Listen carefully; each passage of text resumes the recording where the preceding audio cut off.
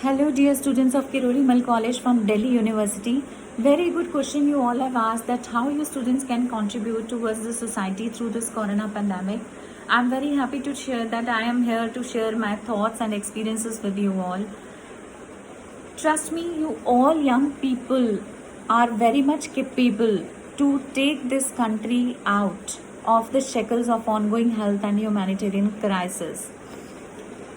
Students यानी कि युवा शक्ति, हमारे देश की 20% वो पॉपुलेशन जो चाहे तो डायरेक्शन बदल सकती है, हमारे देश को एक नई सोच दे सकती है।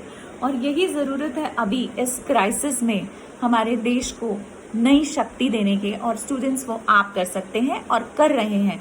सो first of all I want to give big round of applause to all dear students जो डिफरेंट एरिया से, यूनिवर्सिटी से, कॉलेज से, चाहे वो मेडिकल स्टूडेंट्स हो, पैरामेडिकल स्टूडेंट्स हो, आर्ट्स स्टूडेंट्स हो, बिजनेस हो, मैनेजमेंट स्टडीज़ हो, न्यूट्रिशन के स्टूडेंट्स हो, स्पोर्ट्स के स्टूडेंट्स हो, सब अपना बहुत ही कंट्रीब्यूशन चुपचाप किए जा रहे हैं। जहाँ पे गवर्नमेंट अथॉरिटीज़ इंफ्रास्ट्रक्चर डेवलप करने, रिसोर्सेज अवेलेबल कराने में बिजी हैं, जहाँ पे डॉक्टर्स अपने पेशेंट्स को ट्रीट करने में बिजी हैं, वहाँ पे आप स्टूडेंट्स भी बहुत बड़ा अपना कंट्रीब्यूशन दे रहे हो। So I appreciate, we are so proud of you. So और कैसे इन चीज़ों को इम्प्रूव किया जा सकता है, ये मैं कुछ अपने सजेशंस देना चाहती हूँ। First of all you have to address और स्टॉप मिस इन्फॉर्मेशन, डिस्क्रिमिनेशन और जो भी सोशल स्टिग्मा डेवलप हुआ है इस कोविड क्राइसिस में। वो सोशल स्टिग्मा क्या है स्टूडेंट्स, अभी भी लोग टेस्टिंग के लिए बाहर नहीं आ रहे हैं। उनको डर लगता है कि अगर वो पॉजिटिव डिक्लेयर हो गए तो उनको क्वारंटाइन होना पड़ेगा, 14 दिन के लिए अपनी देखभाल खुद ही करनी पड़ेगी, कोई उनसे नहीं मिलेगा, कोई उनके घर आएगा नहीं, वो बाहर जाएंगे नहीं। तो आपको स्टूडेंट्स ये अवेयर करना है उनको, why this 14 periods of quarantine period is ज़रूरी है उनके लिए, ताकि वो खुद भी इन्फेक्शन से बचें, ट्रीट हो प्रॉपरली और दूसरों को भी इन्फेक्शन नहीं दे, जिससे पूरा देश इन्फेक्ट हो रहा है। कोविड-19 first wave, we should appreciate कि हम लोगों ने, दूसरी कंट्रीज ने भी बहुत हमें एनकरेज किया था और अप्रिशिएट किया था कि how we tackle that.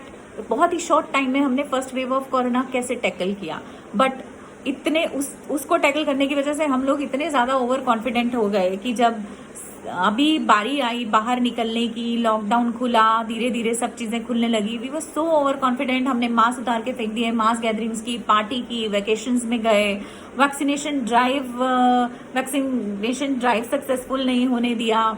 We were so over confident. So इन फेलियर्स को अब हमें सक्सेस रेट में कैसे बदलना है, ये स्टूडेंट्स आप लोग कर सकते हैं। You have to implement the things. Guidelines बनी हुई हैं, गवर्नमेंट ने पेपर पे डॉक्यूमेंटेशन कर रखा है, बट वो गाइडलाइंस हर कोई नहीं पढ़ पाता है। आपको वो गाइडलाइंस पढ़ के अवेयर करना है पब्लिक को।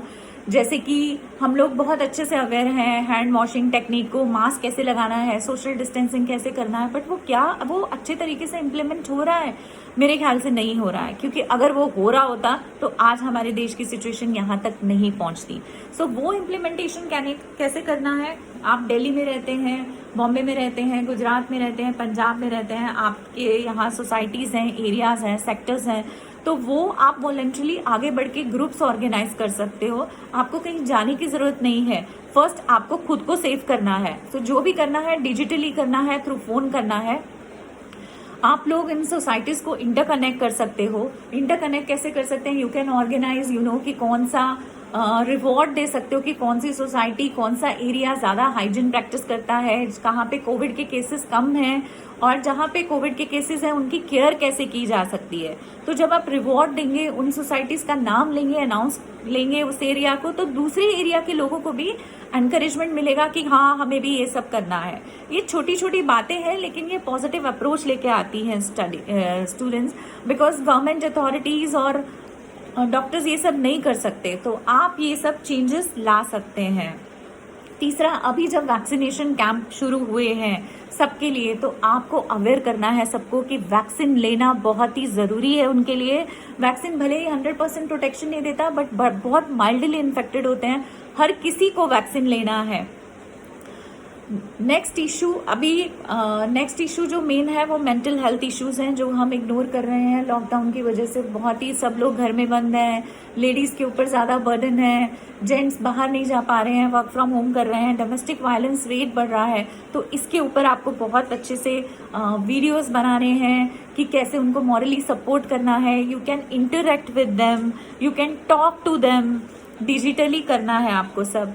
जैसे कि रेडियो जॉकी होता है, कैसे एंटरटेन करता है, इंटरेक्ट करता है, माइंड डाइवर्ट करता है, वैसे ही स्टूडेंट्स आप लोग ये काम कर सकते हैं। You can call Covid affected people and non Covid people also, you can interact with them कि किन चीज़ों से उनको मेंटल हेल्थ इशू से बढ़ना है, क्योंकि अभी मेंटल हेल्थ इश्यूज हमको बहुत ही इम्पॉर्टेंट है, हम लोगों को, सोसाइटी को मेंटल हेल्थ इशू से बाहर निकालने का। सीनियर सिटीजन्स एक हमारी बहुत ही इम्पॉर्टेंट पॉपुलेशन का हिस्सा, जिनका हमें बहुत बहुत बहुत ख्याल रखना चाहिए। आप शुरुआत कर सकते हैं अपने घर से। आपके घर में आपके दादा दादी, नाना नानी होंगे, कितने फ्रस्ट्रेट हो रहे होंगे वो। एक तो हम लोग पहले से ही वो बाहर नहीं निकल सकते, और हम लोग भी बोलते हैं आपकी एज है, अपना ध्यान रखिए, उनको बंद कर देते हैं, आप ये नहीं कर सकते, वो नहीं कर सकते। So I think for senior citizens you can create a platform digitally where you can online उनके लिए योगा क्लासेस, उनका एक सीनियर सिटीजन क्लब बनाइए, उनके दोस्तों से डिजिटली कनेक्ट कीजिए, उनको एक्सरसाइज बताइए, कौन कौन सी एक्सरसाइज ज़रूरी है, योगा, मेडिटेशन, या फिर ज़रूरी नहीं है, किसी को इंटरेस्ट भी नहीं होता है एक्सरसाइज में, ठीक है, उनके लिए अंताक्षरी या फिर कुछ और प्रोग्राम्स, तंबोला, ये सब ऑनलाइन आप ये सब एनकरेज कर सकते हैं।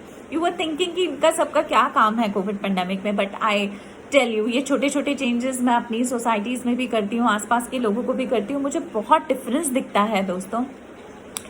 So students, you can do all this things. आपका मेन काम ये होना चाहिए कि कैसे हम लोगों के मेंटल इश्यूज को कैसे उनको हेल्दी बनाएं।